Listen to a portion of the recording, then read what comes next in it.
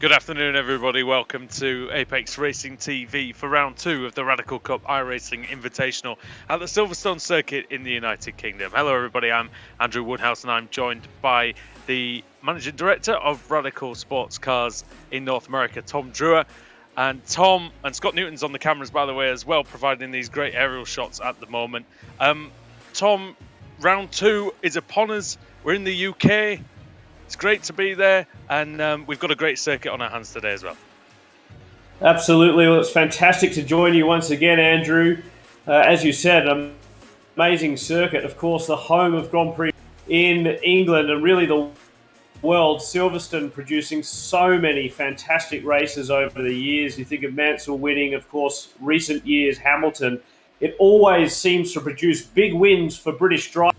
And I guess we'll see if that's the case here with the Radical Cup iRacing Invitational. Dan Webster, already the fastest at the moment. Of course, he flies or races under the British flag, so we'll see if a Brit can come away with a win today. Yeah, we've got some decent UK representation here today. In fact, from all over the world. Welcome to everybody who's joining us on the Apex Racing TV YouTube channel, on the Radical YouTube channel as well, and on the Apex Racing TV Facebook page. And we've got we've got over 40 drivers here from all over the world and various different Radical series. And Tom was telling me before we were going on just about how many drivers indeed entered this meeting, and there was a pre-qualifying session, and with many drivers. Pre-qualifying with over 70 drivers shooting out. So what we've done, it is an invitational after all. The top five from last week were invited back to try their luck here today. So we'll see the likes of Nathan Jones, Eric Harmon, Peter Dempsey, Zachary Willen and Christopher Reagan. They have also been joined by 10 wildcard VIP entries, and then the top 35 real-world Radical complete the grid from pre-qualifying. So I must do a big shout-out, though, to two iRacers, Dan.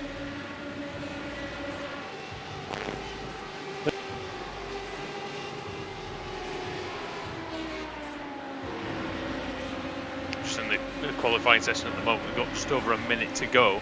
As Tom, I think, is just having a few sound issues there. But yeah, with just a minute to go, Dan Webster on pole position at the moment, provisionally. Alex Ellis, look at that, just going up into second place on his 7th lap of the day, 154.414. This is the new layout of Silverstone, the current Grand Prix circuit with the wing and the new, well, I say new, it's been there for 10 years, but the new to iRacing, at least infield section. Looking at Jordan Missig on an out lap. He's coming through to start the flying lap. It might be a good opportunity actually to maybe go on board with him and see how he tackles the Silverstone circuit. So turn 1, Abbey corner, very fast, almost flat, just has to have a little lift through the right-hander, the left-hander of Farm, and then you go spot the braking point on the left-hand side about 75 meters, turning into Village, and then the loop. It's quite a fiddly corner. This has got to turn in very late, get on the power very early, and go through this left-hander at Aintree, which is easy flat, and down the Wellington straight where the DRS zone normally is in the Formula 1 races. And then the next challenge is the left-hander at Brooklands. You can brake very late here, you can brake after the 50 as we see, turn in very late apex, take a bit of the curb on the inside, and then Luffield is he's made a mistake. I don't know if that's going to count as an off-track, but he's going to carry on anyway. So this long right-hander at Luffield, really challenging for the driver, seems to never end through Woodcote corner, nice and easy flat, takes some of the inside to the shortest route, over to the left-hand side, then embrace yourself for Cox corner, very fast corner. It's one of those, it's the Code Brown moment through nearly every time, but he drifts nicely to the middle of the circuit and over to the right-hand side for Maggots, which is flat, and then here into Beckett's. You can see that you can visually and audio, you can hear the car trying to get away from it through the corners, and then down the hanger straight then. And then it's into the final sector of the lap. Stowe corner is the next task, and that will be taken in fourth gear, then down to third for the apex, and then on the power quickly. Let it run slightly wide, not too wide, because you don't want to get an off track. And then into Vale, this slow chicane, about 60 miles an hour, turning in left and then right. And through the double apex of Club, and across the line, which comes up very, very quickly. Jordan Missy, what can he do? Where can he put himself? Can he improve? No, he can't, Tom. But it was a good lap. It was just that one maybe mistake at Luffield that seemed to cost him. Yes, and Jordan's so good in real life in the Radical. So Jordan, one of our superstars, actually going off to do F3 in the US this year after being extremely successful in the Blue Marble Radical. Yeah, I mean, F3, a really prestigious series, and of course with a lot of drivers going on to bigger and better things, such as, you know, Formula 1 and F2, into various avenues of sports cars. Tom, for those who didn't join us last week as qualifying comes to an end, can you just tell us a bit about the car? Yeah, absolutely. So this is one of our historic models, if you like. Radical Sports Cars, of course, last released a brand new car and an SR8, but this one is the one from 2005. So we're going back in the history books a little, and around about 400 horsepower. Obviously, a V8 engine produced by mating two blocks from a Suzuki Hayabusa engine.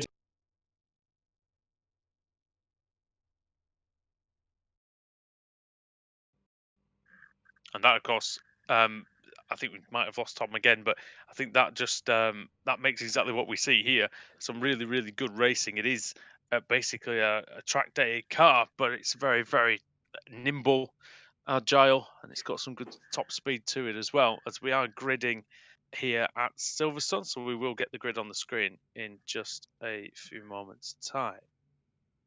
Here it is. Dan Webster takes pole position, and Zachary Woolen managed to get up onto the front row alongside him by just a tenth and a half off Webster's time.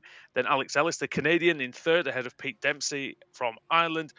Mishai Stevens in fifth with Bradley Smith in sixth. Shane Stoney seventh. Theodore Olsen from Sweden in eighth. Mike Tranter in ninth, and Matt Anderson, the Australian, in 10th. Jordan Missing, we watched his lap. John Hansen in 12th. Eric Harmon 13th. 14th for Kyle Gregg. 15th for Horatio Brown. And Jay Culler in 16th. Jerome D in 17th with Stephen Lester in 18th. Nathan Jones 19th. Brandon Oxley in 20th. Inigo Anton in 21st. Austin Riley 22nd. 23rd for Davey Hamilton. 24th for Dave Tweedley. 25th John Faub. And 26th for Tom Mills. Ari Leindyke in 27th with Christopher Reagan 28th. Gustavo Raffles in 29th. And 30th for Tom Nuxall. Mackenzie Walker's 31st with Chris Short in 32nd. Jared Elwinger in 33rd. Brendan Wright in 34th. 35th for Dean Warrener. Then it's Ross Elliott, Keith Carter, and Michael Ansaldi. 39th is Joshua Peacock. Nate Smith is 40th. Nathan Bromby 41st. 42nd, Walter Ferrer. Joaquin Garrido in 43rd. Matt Graham 44th. Gerhard Watzinger in 45th. And then no time set at the back for Richard Thomas, Joe Nuxall, and Lewis Schreiber. And also Patrick Smith and Christian Jeffrey there in 50th. Big grid, Tom, big grid. It is indeed. Hopefully I'm back here from Atlanta. We can hear you, mate. Fantastic. Well, look, it is indeed a huge grid, isn't it? And the pace car takes them away around the Silverstone circuit. On Wednesday night, we had a little bit of a test race, and I must say the final corners here will be extremely difficult for the drivers doing their roll-around lap because there are so many cars in this grid. Well, they're approaching them now. And here we go then. Dan Webster into Vale. He's going to put the hammer down now and go through Club and take the green flag. And we're underway in the Radical Cup iRacing Invitational from Silverstone. A little bit of a twitch from the pole sitter. There's some people going very, very wide to the... Oh, my word. Oh, there's a huge accident. Big one in the background there. Yeah, absolutely. We'll see who's got through this, because there's carnage and chaos as some of the cars are down in the back of the field still dealing with that drama even before they really cross the line. Well, that's what can happen going that wide into a place where no cars have really been. It's very, very dirty out there. Your tyres are also cold, being the start of the race. A little bit of a sort of rudimentary error there on the first lap, but here's Dan Webster, and he's got the lead over Zachary Woolen. Woolen's got a great slipstream though, and he's looking to pounce already. Yeah, and Peter Dempsey got through that chaos, as did Bradley Smith. So look out for those two. Brad Smith, he's a formidable radical racer in the UK. He's done all sorts of things as well, LMP3. And my money also has to be on young Theodore Olsen from Norway. He's another one that knows these SR8s in the real world so well. But it's quite tight up the top there, isn't it? The number one of Alex Ellis on the back of Zachary Woolen. Yeah, they were very closely matched in qualifying, and it seems like that's going to carry over into the race. We've got a 35-minute race for you today, and a great start. So I've got to point out the terrific starts from down the field. John Falby's up 10 places, Tom Mills up 10 places, 9 places for Christopher Reagan, 10 for Tom Nuxall, 15 for Ross Elliott, 12 for Brendan Wright, 15 for Michael Anzaldi, and then many places gained for Nate Smith, Joshua Peacock, Gerhard Votzinger, Matt Graham and Richard Thomas. We've lost quite a few drivers early on. We'll go through that when we've done a couple of laps, and we'll see who is still in the race. And we're looking at Ross Elliott. He's defending in hard from Brendan Wright, right in the 45 and the 52 of Elliott into Stowe Corner then. And it's a great little battle. It's a fantastic battle, isn't it? 6 cars there. Really, it was. Dicey.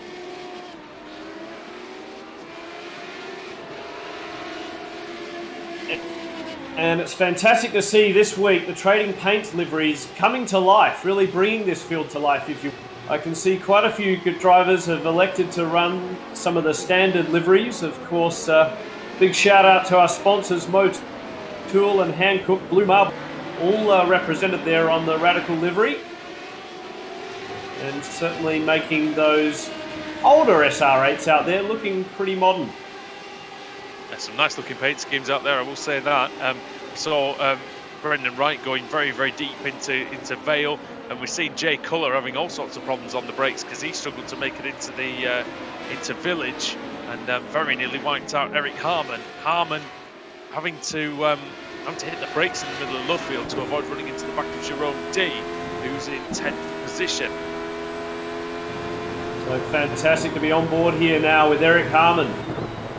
And we'll see how much he can gain on Jerome.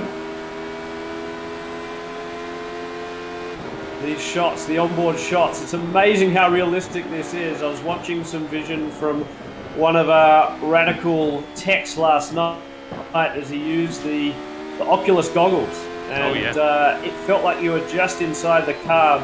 Obviously, having the ability to look around the cockpit even, as opposed to the static screen, this iRacing is just so realistic as a bit of dirt and dust gets kicked up there.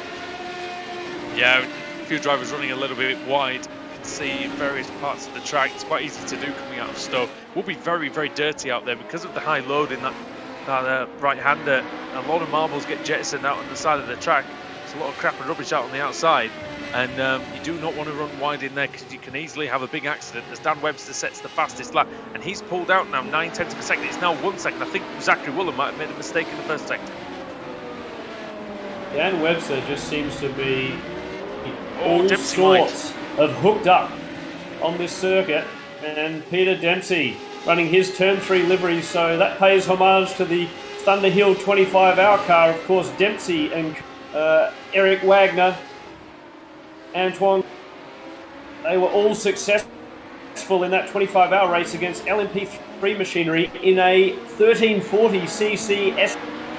So the diminutive version of this car, if you will, beating LMP2s, LMP3s at Thunderhill in California at the end of last year, and wow. Dempsey pretty comfortable behind the wheel of a Radical as.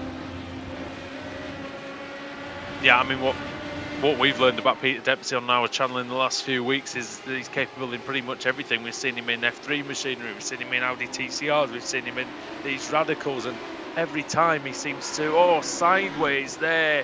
Oh, and that's Woolen, and Woolen's made a mistake, he's off, and Ellis is through, and that's an easy second place for Alex Ellis. I wonder if Peter Dempsey will be able to capitalise on that as well. We'll see in a moment. Dempsey, no doubt, hungry to make his way up to the top step. And of course, his run was cut short last week by a back marker. Hopefully, we'll see a little bit today, but well, that is certainly a lapped car in front of him. Sorry, Tom, to interrupt, but that is a lapped car in front of him, and he's been having some trouble trying to get past. I think that's Shane Stoney. Right, so Stoney not with the pace at the moment, and Dempsey, yeah, look at that, being held, no. And Dempsey's tagged him, and they're around. So Peter Dempsey, look at that, 360s, and they keep going. Perhaps a little lighter contact than what you see in real life there. So that was for. It was only the lightest of taps, but you just said it, didn't you, last week? It was a back marker that put him to grief, and it's done the same again today. And here's going to be the replay. And take us through it, Tom. So Dempsey's just trying to have a look to the inside, and you see he commits quite early to making the apex, the back marker, nowhere. And that just contributed to the accident, didn't it? So yeah, and obviously, from outside. Perhaps Dempsey just thinking that the back marker was going to actually give him room and let him through on the inside. That wasn't to be. And another car getting caught up in that chaos as well. I think that was Mark Tranter who was up in the top 6 himself. That has allowed Jordan Missing to get up into the top 6. So it seems to be the curse of the commentators at the moment, because I noticed that we had been talking about Tom Mills and he'd fallen back down through the order shortly after. Oh, look at that, a huge spin from the 7. Yeah, John Falb. There was a bit of contact.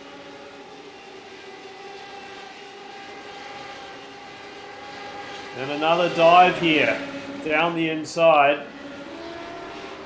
And a beautiful move, a textbook pass. Oh, spinner, Jerome D.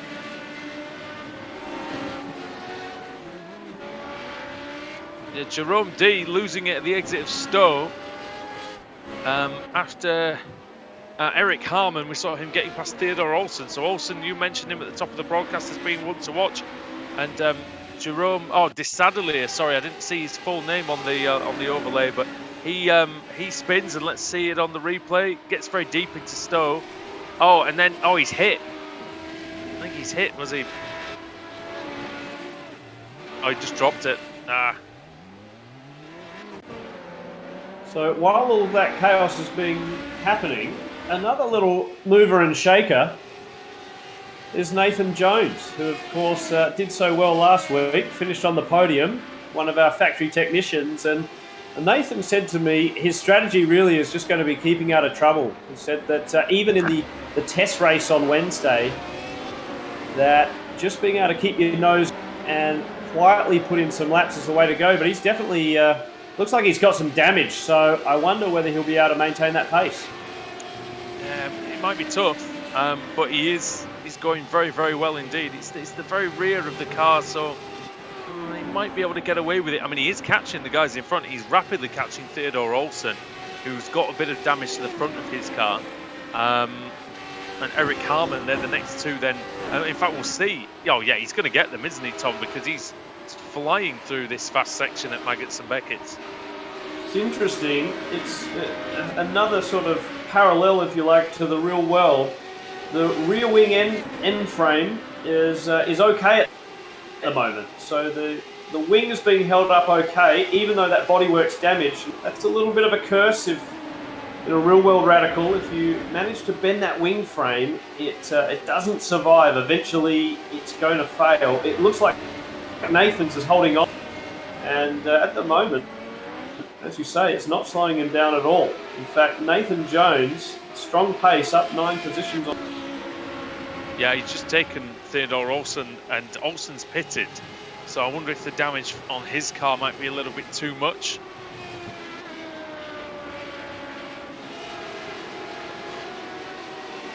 And great to see Brendan Oxley out there as well, one of our competitors from Spain. In fact, he did extremely well in pre-qualifying, and we had a little bit of a glitch, I must admit. He didn't get the immediate entry that he should, so he's carved his way up through the field as well, up 9 positions, in 11th at the moment. John Faub, a tremendous radical competitor, of course, ELMS racer as well, and looking for a Le Mans start this year in 14th position rather. So a great mix of drivers and guys from the Radical family. Of course, at the moment, it is an iRacer in the lead. Dan Webster by 2.85 seconds at the moment, and Alex Ellis in second place. He's trying to give chase, but the last lap he was 0.4 of a second slower than Dan Webster, and Zachary Woolen in third was actually 0.2 of a second quicker than Alex Ellis. So, sorry, 0.3 of a second quicker. So he's catching him slowly but surely. A much better race in terms of how clean it's been at the front this week compared to last week. So I said that we've seen many series on recently where the first meeting has sometimes been a little bit ropey, but then the second week the driving standards have got a lot better because of the practice. And there go. Oh, was that Alex Ellis? Who was that? I saw a car very badly damaged off to the side there, and I'm not quite sure who it was. It wasn't Alex Ellis. I think he's fine, but he flashed up his name on the screen briefly. We're looking at Mark Tranter now, and he's in 17th place. Tranter, one of our UK competitors. We have a replay here. So what happened? On board now with Mark Tranter.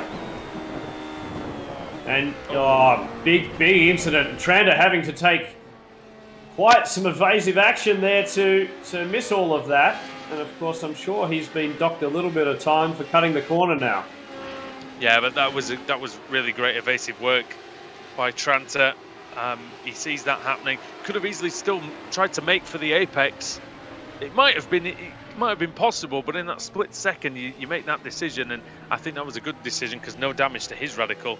And Michael Anzaldi, it's not the same you can say for he or the other driver who he came into contact with, Pat Smith. Just remarkable. Well, looking at this timing screen, how many nationalities are represented? It really has become quickly a global championship, and Radical Sports Cars has a concept of racing the world, of course. Radical, one of the only manufacturers to have racing championships on multiple continents, and not just at places like Silverstone, but Bathurst in Australia. Off in Spain, in the Middle East, throughout, and of course in the US. And so all of these championships and countries around the world just about represented here today. Shout out to Matt Anderson from Australia. I have to give him a plug, being a fellow Aussie. But Anderson doing well. 7th at the moment, behind Missing. Yeah, P7 for Matt Anderson, and he started in 10th place, so it's been good steady progress. We just saw on our screen a minute ago Brendan Wright getting past Michael Anzaldi, who's he looks like he might be struggling in a straight line at the moment, because he had gained 18 places, and I wonder if he just maybe suffering a little. He does have some slight damage to the rear. I don't know if that's affecting him, but we'll see, because Nathan Brumby, and then you got Nate Smith, so they're going to come across him very quickly indeed. Brendan Wright, a British competitor, but actually races out of California for Radical Northwest. Mike Anzaldi behind him, representing Team Stradale and the Chicago clan. And so a lot of guys from Autobahn Country Club watching in today. In fact, a lot were watching yesterday's pre-qualifying session as well, cheering on the likes of Mike Anzali.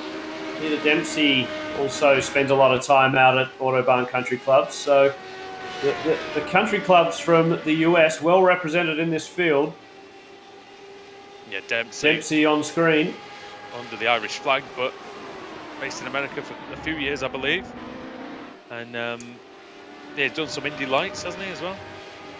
Yes, he has. Of course, we mentioned that famous finish that he had at the Brickyard at Indianapolis last week. But Dempsey also running Radicals in his Turn 3 motorsport, as well as the Road to Indy series.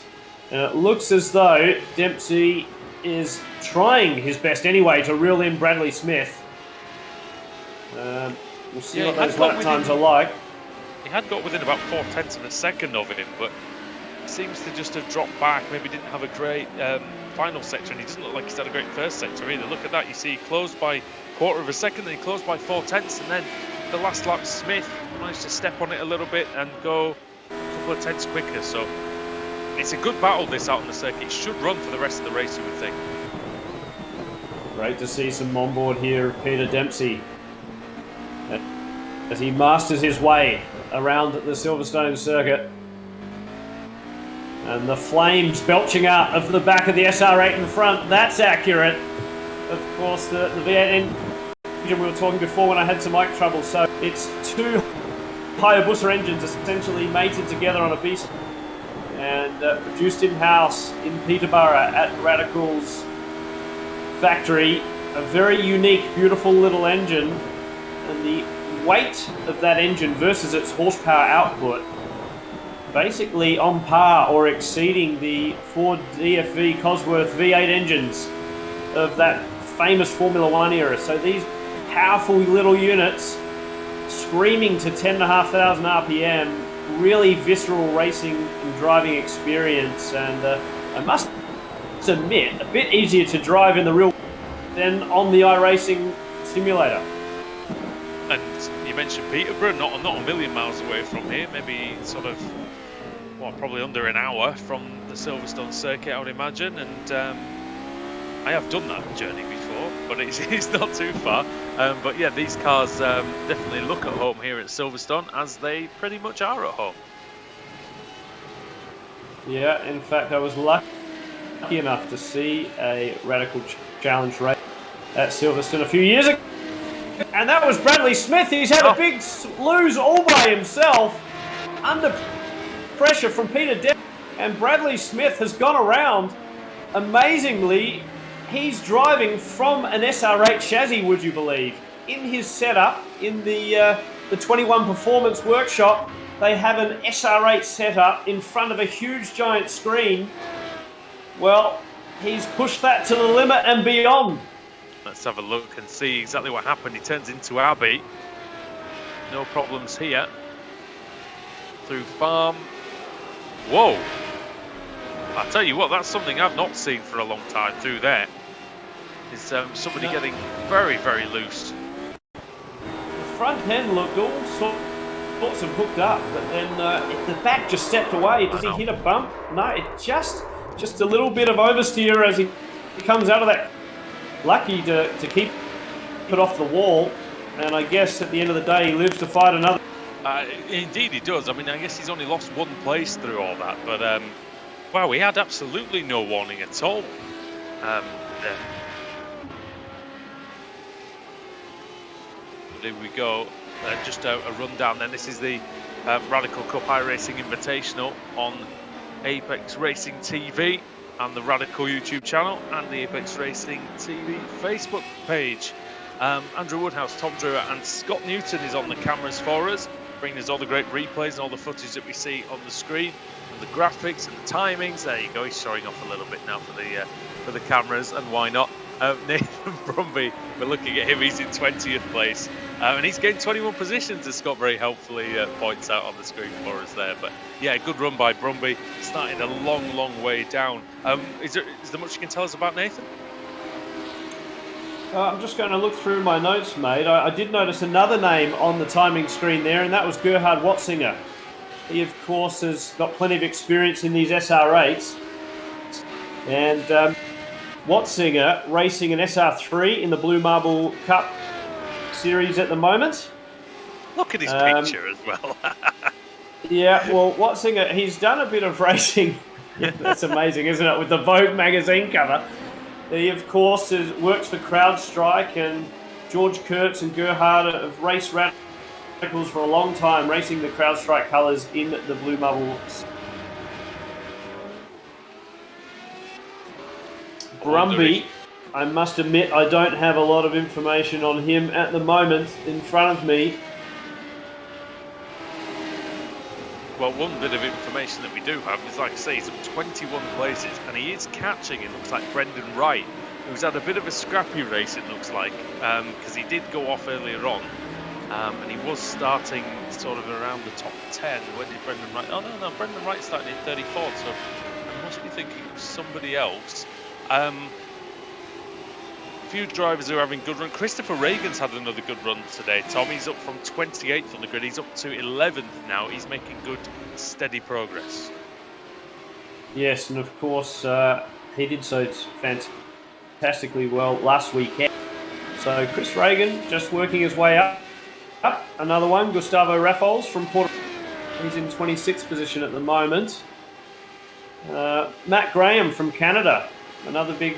I'll give him a bit of a shout out. He's one of our top radical competitors in Canada, and I think he's had about 8 radicals over his lifetime. Unbelievable.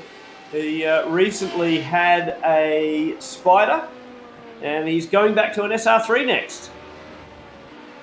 I just saw, looking at the timing screen, I just saw that John Hansen set a fastest first sector out of anybody. He's down in 30th place. So I wonder if he was one of the drivers caught up in the lap 1 nonsense, which I think he might have been the man from Ohio. Yeah, Hansen actually, he's in the medical profession. He had to leave the hospital to go and do some practice and go and do qualifying extremely quick in qualifying. I must admit, I had a few phone calls and texts over the week. A lot of guys wanting to see if they could change the time of that qualifying session in the US. Of course, hard to sort of schedule one of these sessions for everyone around the world. But so many of our drivers putting in the diary a meeting for the 2 hours that qualifying took place over. So I think there'll be some patterns forming in the diaries of our races as they try and combine the work week and, of course, the race weekend. I think, anybody who's... Oh, my word. Oh, and John Hansen just come together with someone, and that is Patrick Smith. So that was a little bit messy through Stoke Corner, but they both survived. There's a great battle going on for 9th, actually, at the moment between Jay Culler and Brandon Oxley. And, it's Brandon Oxley and Christopher Reagan, And Reagan looks like he's on the prowl in the white car. Brandon Oxley, who started in 20th. Chris Reagan is driving instructor at Spring and does a fair bit of iRacing himself. He's been in the IndyCar Challenge Series. I think, Tom, he was in our race, the Nürburgring 24 Hours at the weekend. I'm pretty sure I saw him. When I got in to drive the car after the broadcast, I'm pretty sure he was there as well. Fantastic. Well, he seems to get around a bit on this iRacing, certainly getting around the Silverstone circuit extremely well. And I must admit, for Brandon Oxley, the pressure on the simulator is just the same as real life. He'll be sweating at home, whether he's in his pajamas or wearing some race boots, because Chris Reagan is all over the back of him. Yeah, and I think a lot of drivers do say when they come from the real world into sim racing that a lot of the time they do feel more pressure. It's a strange entity, is sim racing. But yeah, sometimes it is more nerve-wracking, and I've seen professional drivers say this a lot, to be sat on the grid, especially the front of the grid of an iRacing race, as it is on the front of a grid of say, an F1 race. Yeah, look, I don't doubt it. I mean, I must admit, I need to do a lot more laps in iRacing to get any kind of pace out of myself, but the feedback, just trying to be aware of your surroundings and the people around, it's a little more difficult. And look at that, a fantastic pass and running wide there. So nice to see some space being given to their fellow competitors. Yeah, that's Mishai Stevens and Ross Elliott. Good move by Stevens, up to 16th place. Had lost, he had started in 5th, so he's trying to recover. But I think in real life, though, Tom, I think when people are sat on the grid in real life, they don't have as much pressure necessarily, because they're very confident in what they can do. They know exactly what they have to do and what their ability is. And sometimes on the sim, it's a little bit different, because it's maybe more of a wild card. Yes, I think you're right. I mean, certainly the SR8 model here, we talked about it last week, is definitely more of a beast of a car to drive than in real life. Of course, 400 horsepower is nothing to be sniffed at ever, but Radicals are so known, extremely confidence-inspiring. We've got a slow car there on the track, but Radicals, extremely confidence-inspiring. You sort of jump into one and immediately the grip's there, the positive feelings there. Even if you're a few seconds off the pace, you can feel confident and you gain that confidence.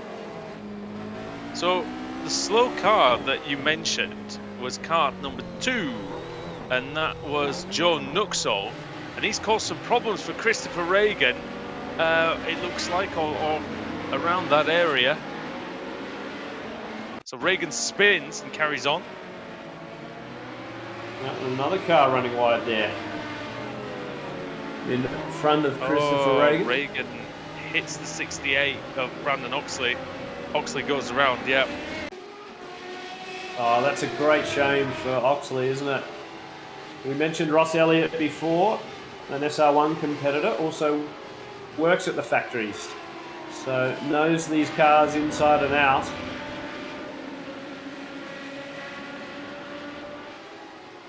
Back up at the front of the field, it's Dan Webster, who's still maintaining a very healthy lead over Zach. Alex Ellis 3rd, Peter Dempsey 4th, Bradley Smith rounding out the top 5. Jordan Missig now inside the top 6. So Missig from Chicago has been having a pretty uneventful race, and it just seems to be coming together for him. He does need to find a little bit of pace perhaps, but inside the top 6 of this field of 50 cars, an extremely impressive effort, particularly when you look down at some of the names. Oxley in the pits, I think the damage might have just been slightly too severe. Looking at, so that puts Stevens and those guys up a place. Elliott and Wright and Brumby, they're all up a place. Nathan Brumby's now in the top 20. In 18th place from 41st on the grid, doing a pretty decent pace. I was going to say, I feel a little bit bad for Dan Webster. Tom, it's one of those races where you're not going to really talk about him a lot or see him a lot because he's doing so well. Well, that's right. Here he is on the screen. The dark grey 32 car. And look, Webster just giving everyone a bit of a school here today at Silverstone. It's no doubt a formidable iRacer, and he's putting all that practice to good use here, and certainly showing up some of these real-world races at the moment. Well, as well, it's a shop window, isn't it? All these drivers who are coming in the sim races and whatever, they a lot of them just yearn for the one opportunity, and maybe someone will take notice and maybe potentially give him a drive in one of these cars one day. Who knows? Because he's obviously proving that he can handle one. And I know it's obviously a little bit different, but the idea is the same, and that's why we're all here. What's amazing is, in the pre-qualifying, he did a 1:54.6, which was a pretty damn impressive. And in qualifying today, a 1:54.1. So found another half a second overnight, effectively. And certainly an unbelievable performance from him. I must admit, Alex Ellis in third place is really impressing me as well. He's from Canada. Raced a few things in his life, has Alex, including a little bit of Indy Lights. But certainly doing the business here in front of Peter Dempsey, Bradley Smith, Jordan Missig, Matt Anderson, the Australian, Eric Harmon, Jay Culler, and then Jerome de Sadalier, who did point out, and if you go onto Facebook, you can see a big moment he had in the practice race on Thursday night. So he's having a cleaner race too, and he'll be happy about that. I was thinking about the Ellis Dempsey battle, and that's about to get very, very tasty, isn't it? Because we've got less than 5 minutes to go. We've got just less than 4 minutes to go, in fact. The time's running out for Peter Dempsey, Tom, and he knows that he's got to get this move done, and he's got to make it stick and make it clean as well. Yeah, and Dempsey, as we see, pass being occurring.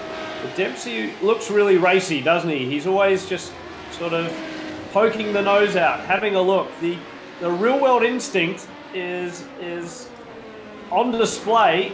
He's trying to be in Ellis's mirrors as much as he can. It's very interesting between these two, because it looks like Ellis is better in the first sector, Dempsey is better in the second sector, and then it's quite even in sector 3. So certainly Ellis seems to handle Abbey and Farm and Village better than Dempsey does, but then Dempsey seems to make up the time here through Brooklands and Luffield. And we'll be interested to see going into Copse Corner whether he can make anything stick. Eric Harmon and Jordan Missig very, very close together as well, or almost a bit too close, but just about hanging on to that one is Jordan Missig. And Eric Harmon trying to fight back, but he doesn't look like he can. Missig up to 7th position then, and I do recommend we go back to the third place scrap, but the third place scrap, because, and this is the thing, Tommy, see now, Ellis occasionally can stretch his legs and then he just gets reeled back in a little bit. What will be interesting to see is we can see up ahead of him that there's a few back markers. So how will they play a role in these final few minutes of this race? Well, Dempsey's going to want to see another back marker as long as he lives, I think. He's not at all, is he? At Road Atlanta, the back markers really caused quite a bit of chaos, and a great move by a back marker there just to get right out of the way. That's what we like to see, whether it's on the sim racing or in the real life. Yeah, but nothing to gain there for them staying on the line. Can Ellis carve his way through cleanly? Will it give Dempsey an opportunity? Look at that, a back marker right in front of them right now. Dempsey with a different line around that corner. Ellis still seem to be pulling out a bit, the 47. So that's Kyle Gregg. Well, that's helped him quite a bit, Ellis, hasn't it? It's given him 9/10 of a second. And it also means that Dempsey's going to come across the traffic right in the middle of a slow corner, which a lot of the time will cost you. Oh, Dempsey runs wide, he was anticipating. But I think, oh my goodness, I think Greg was trying to get out of the way of him and ended up sort of flummoxing him a little bit. But this could be the final lap. I don't know where Dan Webster is. I feel like he might just make another lap. Kyle Gregg from Jamaica runs a Radical RXC and a Spyder down there. And they've got some fantastic tracks in Jamaica. So great to see him out there. Oh, Dempsey's gone. See him out. Dempsey's lost Dempsey. It, Tom. A huge moment for him across the grass, all by himself, pushing hard and a little bit. So too much curb on the inside on the left-hander. And as the weight transferred to the right hand, it's just brought the back end of the Radical SR8. Oh, and that's Bradley Smith going through into 4th place as well. Dan Webster starts another lap. He just made it through before the 35 minutes expired. And now Dempsey and Smith going hammer and tong at each other now. As Dempsey once again hits the curb. It looks like it unsettled the car a little bit. But Smith in car 34, he's looking for P4. So Dempsey being a bit too excited there. He's really hitting those curbs hard, but it didn't pay off for him before. And perhaps just trying to give it all, make up anything he can now with these final moments to...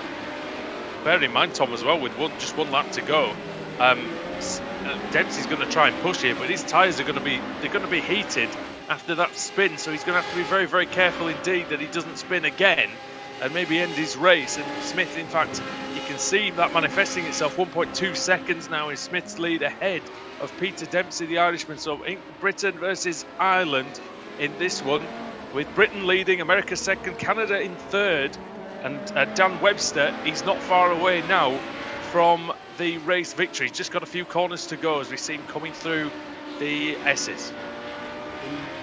There he is, the man in the moment. He's only got a few more corners to go. Dan Webster, he's led this from start to finish. He qualified on pole. He was fastest in pre-qualifying, so he's going for the trifecta here. And a tremendous race from Dan Webster in the 32. He's just kept it clean, but the pace has been outstanding. Dan Webster wins the Radical Cup iRacing Invitational at Silverstone. Brilliant job by Webster. He takes the win. Zachary Woolen's going to come home in 2nd place. Alex Ellis in 3rd. Gets a little bit of the bubbly. So Alex Ellis, congratulations on the podium. Bradley Smith now. Will he come home in 4th ahead of Peter Dempsey? We're watching the battle of... That's Jordan Missig, isn't it? So Jordan Missig in front of Eric Harmon, or rather the other way around, Harmon in front of Missig.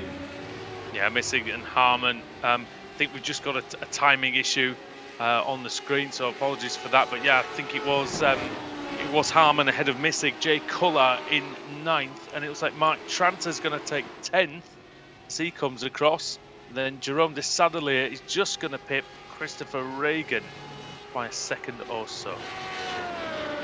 Well, once again, thank you to our real world sponsors, Hankook Tyre, Motul, of course, Blue Marble Cocktails, and to all of those involved with the Radical Championships around the world. We're quivering with anticipation to get the racing going again. We're hoping that'll occur at Mid-Ohio in a few weeks' time, and of course we'll have a virtual round before that. We've got a week's break now in the iRacing world, so I imagine the drivers will be pushing hard and pressing hard. And we've got an accident across the line there. Oh dear. Can't quite see that one on my screen yet, but drivers may be having a little bit of fun after the race is finished. As we have got the results will be in order, I think, at the moment. I don't know if the results are on the screen or not. Just coming up now.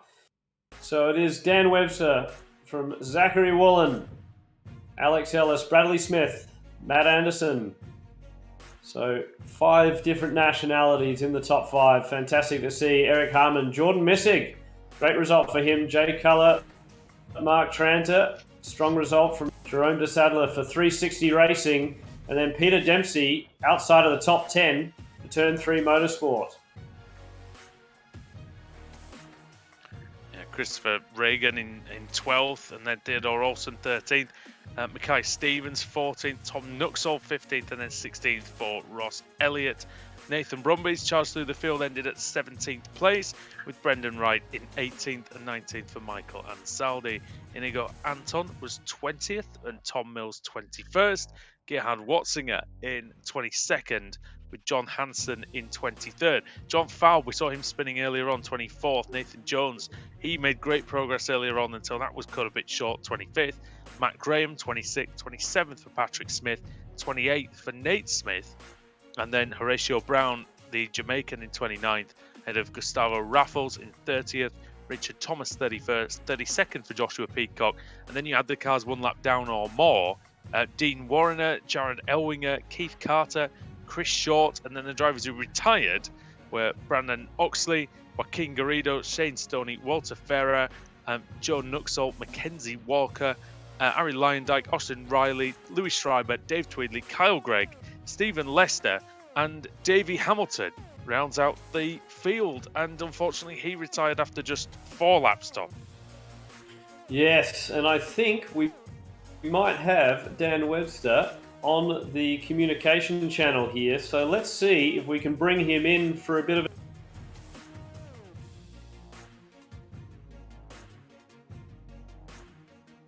We'll just try and make that happen. Bear with us, and we'll have our winner, hopefully.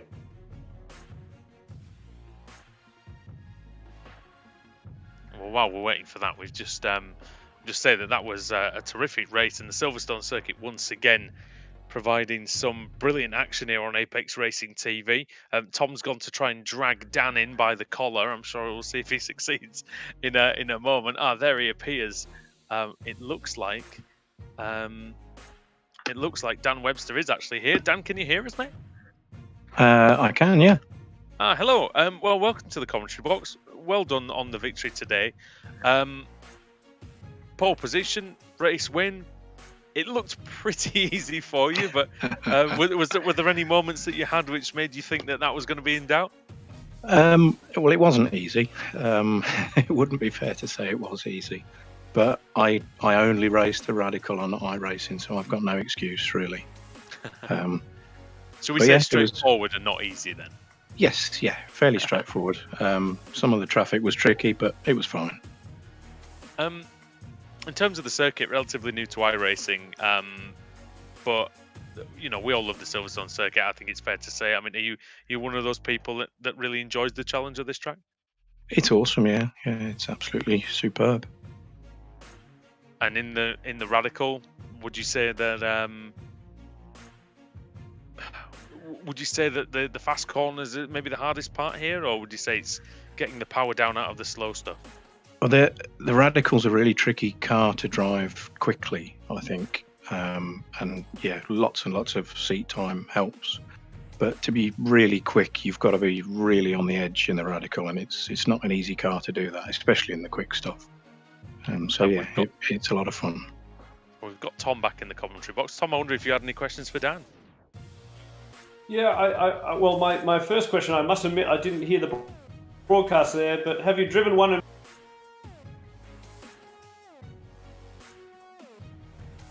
I didn't catch all of that, but I think the question was if I'd driven a Radical in real life. I think that was the question, yeah. No, is the answer. Well, I must admit, we need to try and arrange that at some point, because you certainly do a fantastic job in the sim.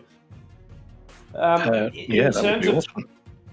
In terms of today, you seem to find almost half a second in qualifying. So, did you have a bit up your sleeve during that pre-qualifying, or did you just find a bit more? As strange as it sounds, I normally go faster after a good night's sleep. Well, I think that's something that typically relates to the real world as well. There's no doubt having a bit of mental imagery in the mind before you go to sleep. It seems to your mind works in amazing ways, doesn't it? It just puts everything together and sort of clarifies the points on the track that you need to hit. And unreal, just fantastic job. Congratulations once again, Dan. Yeah, brilliant. Thank you. Thanks very much. Of course, you'll be with us again next after taking the win, so we'll be excited to see how you do then. Excellent. I'll look forward to it. Thank you. Well, Dan Webster there, and a well-deserved victory for him. And Tom, did you have anybody in mind of who we can speak to out of the lot below? See, we've got John Falb, we've got John Hansen, Mike Tranter, Matt Graham. Be lovely to bring in John Hansen quickly, I think, if we can. Yeah, I'll go and fetch him. I always move them just in case they're in the middle of 4-letter worded rants, but we'll bring him in now. We'll see what's going on with him. I'll leave it to you. So, John, are you there? You're live with the commentary team here. Hey, Tom. Yeah, I'm here. Nice to hear your voice. Thank you and everybody so much for all your hard work. This has been really fun. Well, we better get down to the race. So how was it for you today, mate? There's a bit of a dumpster fire at the start for me, to be honest. I got caught out a bit, and there were some people wrecking ahead of me, and I was busy staring at them. So I spun. It was kind of my own fault, but from then on, I had a great time and got to talk to a lot of friends in practice this week. It's really a wonderful thing. You guys are...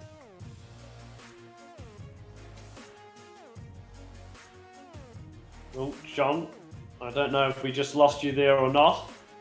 Still here, Tom. Okay, so mate, one of the big questions, of course, that always comes up is what radicals like to drive in the real world versus the virtual world. And my first impression has been that it's so much tougher on iRacing, but perhaps you can give your perspective, because you've been super quick on iRacing, and of course you've won in the 1340 class at VIR in the National Series, so you're pretty handy behind the Yeah, Tom, it's I totally agree. You hit the nail on the head. It's way tougher in iRacing than in real life. The cars are real forgiving in real life. If you accidentally bump into somebody, it's not a big deal. Here it seems you bump someone and they go flying into the third row of the bleachers, and the car's really hard to catch. But everybody's dealing with the same thing, and it seems like the fast guys are still fast. So yeah, it's just been great. I'm having a blast. Well, fantastic. Well, look, I'm glad you're staying safe. I know that you've got plenty to deal with, outside of the racing world, and we're so glad that you could join us here this weekend. And I know you had to get away from work, so thanks very much. And hopefully we can hear from Jordan Missig in a moment. You and all the radical guys, Tom. Everybody be safe. Well, thanks for joining us, John, in the commentary box, and we'll catch you in the next one. Look forward to it. Cheers. Yeah, John Hansen there. We're going to try and get Jordan Missig in and see what he thought of the race. Jordan, welcome to the commentary box. Can you hear us, first of all? Yes, I can hear you guys loud and clear. Good stuff. Well, it looked like an entertaining race for you there. We had the treat of going on board with you in your qualifying lap. Didn't quite go to plan, but saying that, in the race, it was good progress up from 11th to 8th. You must be happy with that. Very happy with the performance. We were up to 5th at one point throughout the race, but had a little bit of a mistake going through one of the high-speed corners, cost us a little bit of time. So we got relegated back to 8th place, but all in all, it was a very good day for us and the team rally car. It was really good for us to put it back in the 8th position and have a good point stay out. You, I guess you do race with a fair few of these guys on the regular, but how has it been racing with them in the virtual world as opposed to in real life? It's a totally different aspect when you bring it on to online racing. It seems like a lot of people like to take a little bit more chances, a little bit more risk. The racing could be a little bit more chaotic, you could say, but no, it's all good fun, and everybody knows that we're having a good time doing this. It's all fun and games. We're not having to spend away thousands of dollars on red cars or anything like that, so we're all having a good time, which is the whole point of it. I was going to ask you, actually, do you think it's brought like the drivers closer together in a way, this sort of thing? The interesting part of all this is that all of us are diverse in different continents of the world, so us US guys never get to race with the guys from Europe or Australia or anywhere around the world, really, unless we go to their tracks. So this is the one and only time where the whole radical community from the whole world could come together and race with one another and see kind of like the best of the best in the radical world virtually. Well, I said to Tom last week, I don't know if I've just managed to drop him completely in it, but it'd be a great idea to do like a world championship or something like that. I don't know if it's even possible, but who knows? Yeah, sign me up. I'm in. It's certainly something that we've thought about before. I think we'll have to keep some of this World Championship iRacing going as well. Perhaps we've just got time to speak to Mark Tranter quickly while we arrange him. Jordan, congratulations again, mate. Looking forward to seeing how you fare in F3 this year. Well done on the iRacing series on that one as well. Thank you, Tom, so much. And thank you guys for putting on the broadcast and having me here with you guys. It's been Well, it's been a pleasure, Jordan, and yeah, we'll see you next time. will do. So we're just seeing if we can pick up Mark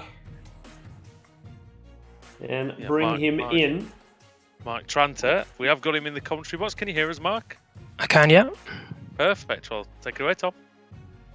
Well, Mark, congratulations. Of course, you drive SR1s in the real world, so a little bit from your perspective. Yeah, it was a pretty good race. Shame about the lap 4 incident, but not much I could do about that really. And then after that, it was just trying to get back into the top 10, which I managed. So, yeah, pretty happy and flawless drive from me. So, yeah. Well, mate, it's I guess you're quivering with anticipation to get back out in the real thing. So, what is it that you're running this year, and when do you think that might happen over in England? So I'm back in the SR1 again this year.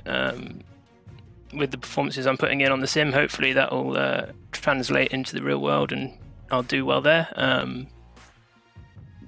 As to when we're going to go back racing, it's hard to say really. With the job as well, that's going to sort of take priority, and it's going to be a busy sort of second half of the season. So, yeah, we'll just have to see how it all pans out. I know there's been like a few rumblings on there of maybe doing races behind closed doors and things like that here, but as of yet, Tom, really there isn't anything like super concrete over here. It's been a lot more fluid, I think, in America with regards to that. But yeah, hopefully, Mark, we can get you. You can get back to doing what you do best. Yeah, fingers crossed. All right. Well, look, Mark, have you got any other last words, if you will, and we'll wrap up this broadcast. Just let's hope it's as good a race for the next couple of rounds in 2 weeks' time. Well, fantastic, Mark. Well, look, from myself, Tom Drewer, and of course Radical Sports Cars, we thank everyone for joining in here from Silverstone and Atlanta, and from Australia, which is where the broadcast mix has been produced.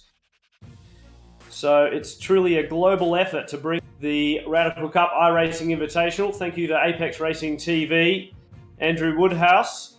It's been a pleasure once again. Yes, mate. It's been great. It's been great fun, and hopefully in a couple of weeks' time, we're going to have just as much fun at the next one. Indeed. Well, again, from all of us, look, stay safe, stay healthy, and keep inside. I know certainly in the US there's been a bit of a relax on laws out here, and we just want everyone to keep safe, and we'll see you soon at a real racetrack. We'll be back in 2 weeks for round 3 of the Radical Cup iRacing Invitational. We'll